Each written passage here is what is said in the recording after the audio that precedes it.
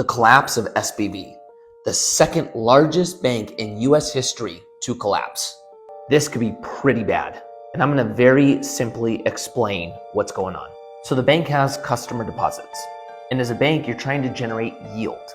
So rather than put it on deposit with the Treasury or the Fed, they bought Treasury bonds. These are interest rate sensitive with longer maturities. But here's the problem. The Fed starts bringing interest rates up, capital starts drying up for their customers start spending down their bank accounts, and now they are faced with withdrawals. Now they have to sell some of those Treasury assets to meet the needs of the withdrawal. Now you have to recognize the loss and your liquidity gets squeezed. And here's where it gets bad.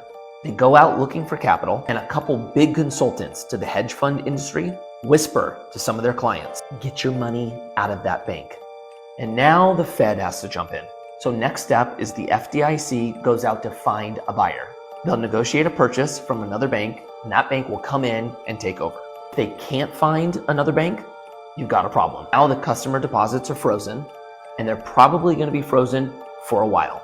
Now the FDIC insurance that they rely on may not cover the total deposits. So now there's a scenario where the depositors lose money, and also a scenario where the depositor goes out of business because they can't wait that long to get their cash out. And now you run a real risk where healthy banks start going down because people see what's happening to Silicon Valley Bank, and now you have a run on the bank.